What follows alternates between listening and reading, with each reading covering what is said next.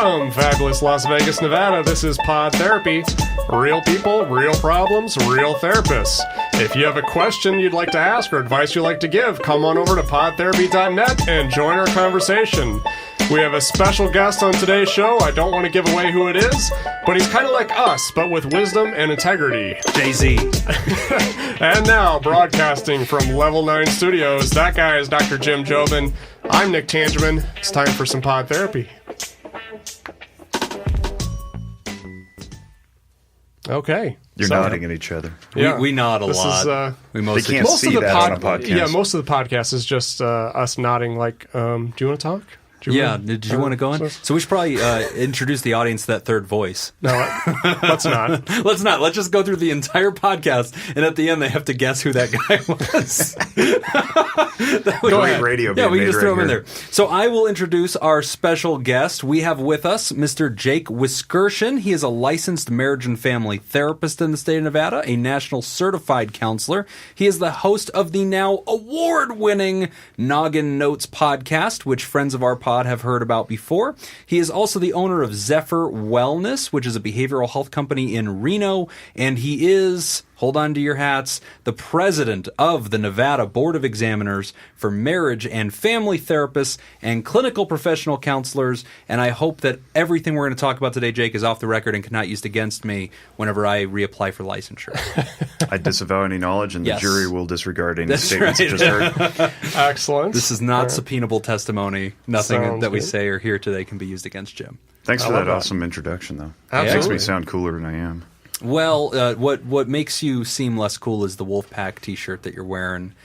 He is repping UNR, and for those who are not local listeners, there's a deep and abiding rivalry between University of Nevada, Las Vegas, and University of Nevada, Reno. Not the least of which is because UNR insists on being just called Nevada. And Well, that's I mean, very bothersome. there's like an 80-year history Yeah, that yeah. precedes the founding of UNLV. So That's true. I mean, That's you true. guys used to be called Nevada Southern before you decided to take on the Nevada moniker and you know, and make it your own Vegas thing. Yeah. Well, we also take on the entire tax burden for the state, so we thought, why not? I mean, why not just take it all? And for that, we're grateful. So no complaints here. Shots fired.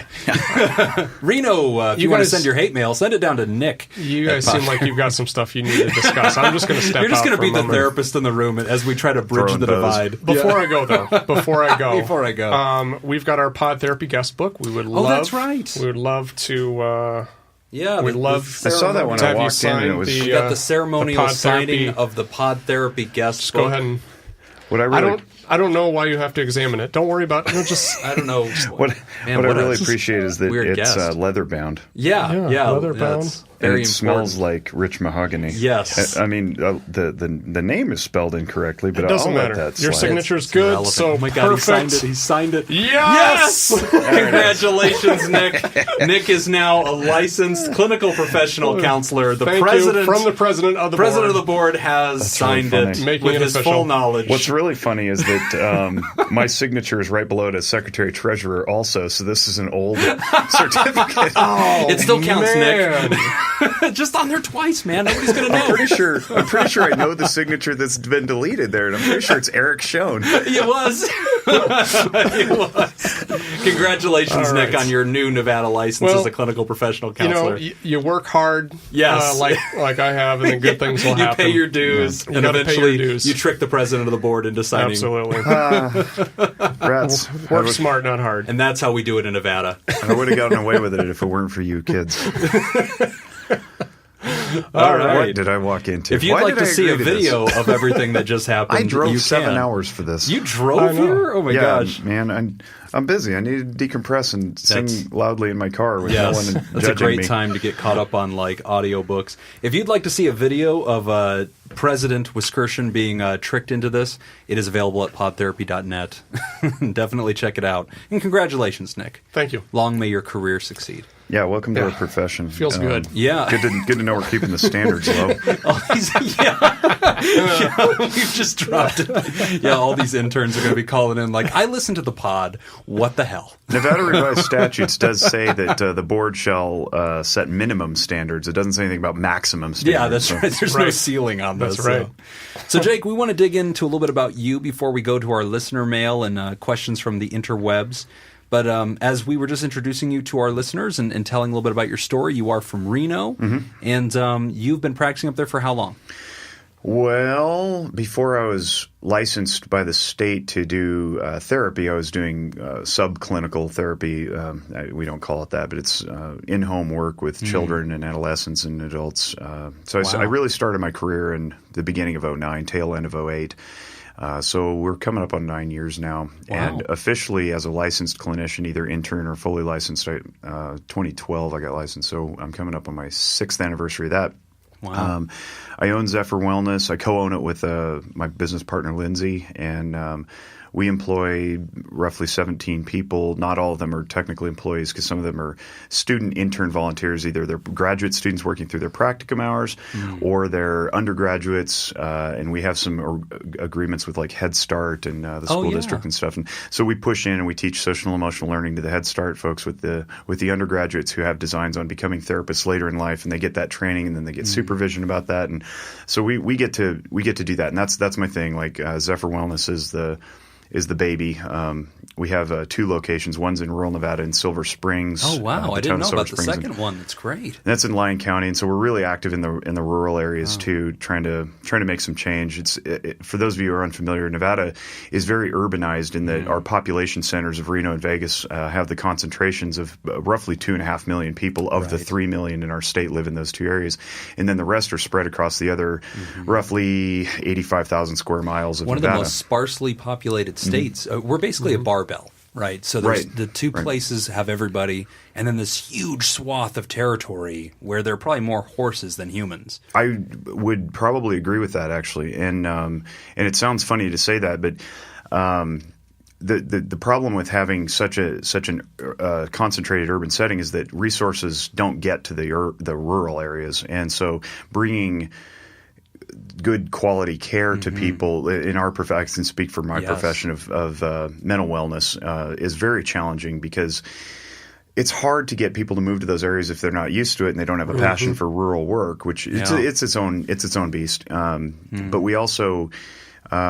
we struggle with transportation. So there's new innovative things coming like telehealth and so forth that are helping to facilitate that, and we're trying to lead the curve on that as best as we can as a company. Is there a demographic or a patient population that Zephyr tends to move toward or might specialize in? I think that people tend to ask that a lot, but as clinicians, you have a pretty diverse team.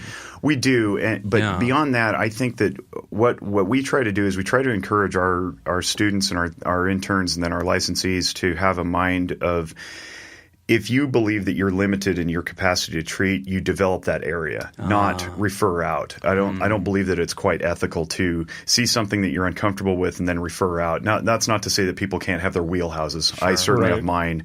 Adolescence is one of those, but if you find yourself deficient, especially in a community like a rural community or a state like Nevada where we're underpowered with therapy people, with clinicians, you want to become as diverse as possible because there may not be an eating disorder person right around the corner to whom you can refer. So it's incumbent upon us as clinicians to go make ourselves effective in that area, seek out continuing education or attend a course or get some consultation and training so that we can.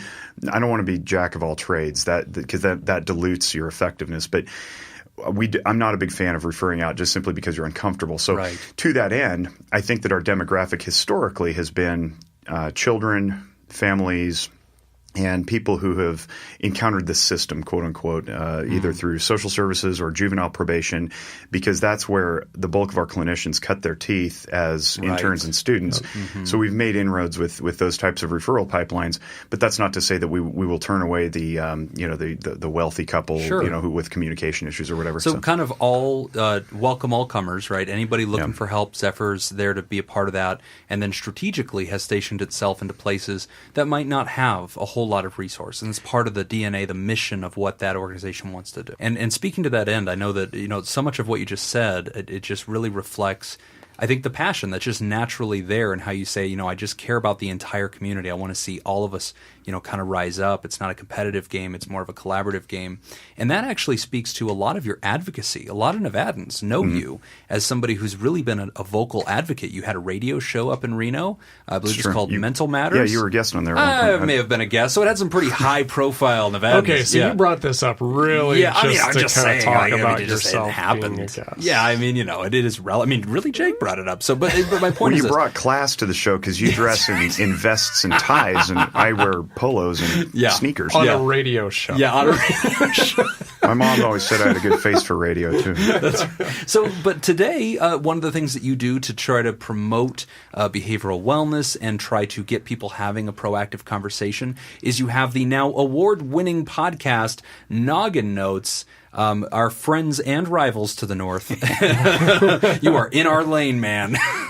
But we love you. It's awesome. But is he? Is he? Yeah. Because no one is on that level. Take that for what it's worth.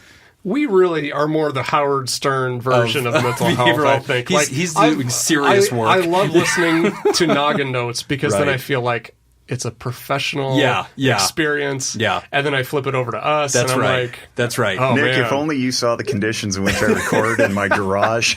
I respect it. Surrounded by neon lights. His garage/brewery, which we'll get to in a second. Also true. But tell us about Noggin Notes. This is a great podcast. It just won the award for Best App. It actually has an app associated with it as well. Tell us about that project. This is a really cool story. I was in a fraternity in college, and one of my fraternity brothers, Sigma Phi Epsilon, for those of you who are wondering, SIG Ep, one of my fraternity brothers graduated, went to work for IGT, International Game Technology. They do a lot in the gaming arena, and they're very big, based in Nevada. They're very big. And he ended up going overseas to China to work for a little while, ended up in Macau.